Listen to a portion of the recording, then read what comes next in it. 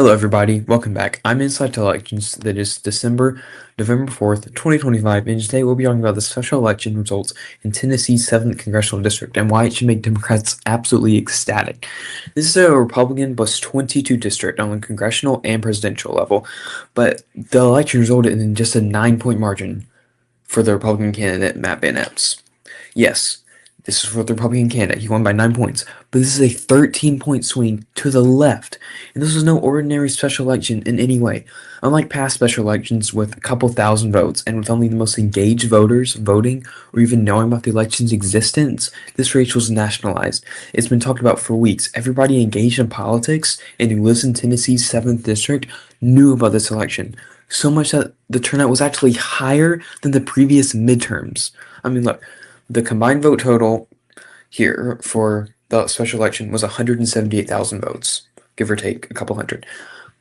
In the 2022 midterms, which the turnout should be pretty similar for 2022 and 2026, 177,000. Same, a little bit more turnout for a special election than the midterms. Which is why it's such a good indicator for the next midterms. And this is not like the other special elections. This is not a special election with 3,000 votes and the Democrats outperformed by 20 points because only the most engaged voters vote, and those tend to be Democrats. No. Turnout was higher than midterms. And look at the past special elections. We can take Florida's 1st Congressional District, for example. Jimmy Petronas won. It was expected to win. I mean, the Democrat did still outperform by roughly 17, 18 points, I believe, than 2024. But look, the vote total was roughly 170,000 votes. 170,000 votes total.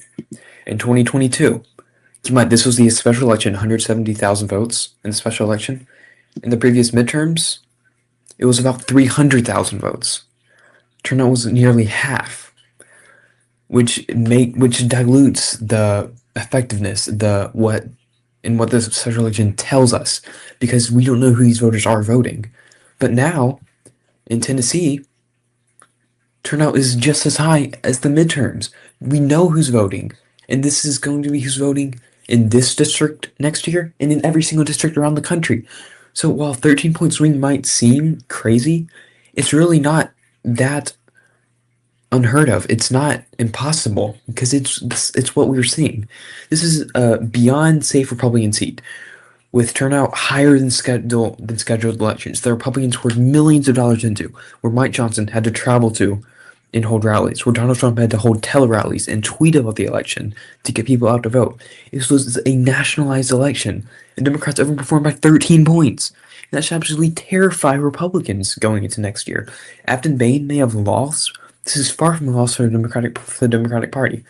Okay, we can see here what would happen in 2026 if the same swing occurred that just happened the other night. Let me remind you again, unlike special elections, this is the closest indicator we have to what 2026 might actually look at like.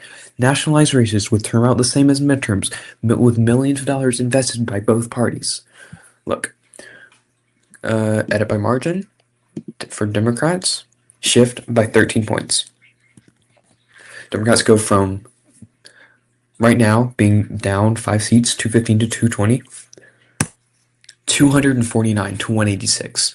This is what we could expect the House to look like next year if this shift carries on, which it looks like it might. 249 to 186. That's a 63-point difference.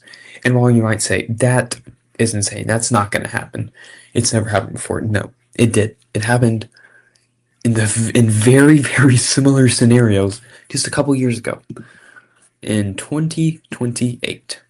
Not 2028, sorry, 2018. I mean, we'll start with 2016. 2016. Republicans had a 45-seat majority. Just like similar to 2024, Donald Trump won his election. Republicans won the House. The next year, throughout the year, Donald Trump became unpopular. He had unpopular policies. People started to dislike him. Just like exactly what we're seeing. Not to mention, also, it was an indicator of special elections in 2026, in 2016, and 2017. Just like how we're seeing them now, how they're an indicator. They were an indicator for what happened in 2018. And look what happened in 2018. Democrats went from being down 45 seats to being up by 35 seats. From being down 45 seats to being up 35 seats, an 80-point delta, 80 seat swing, an 80 seat delta. And what we're looking at is 63. So this is not completely out of the realm of possibility. Is it going to happen? Probably not.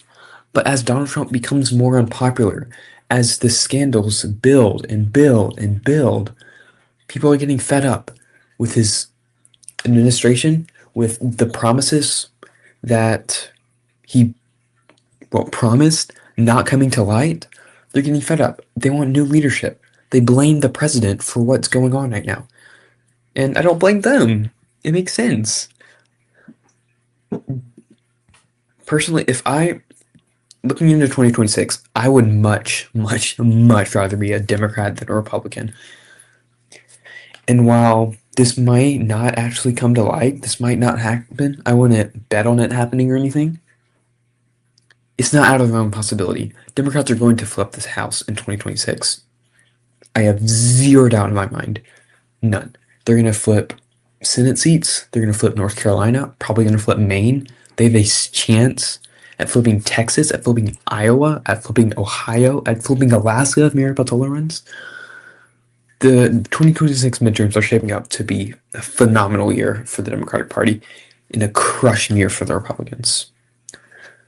All right. Well, I hope you enjoyed my analysis, my yap, what I thought, my thoughts on the election.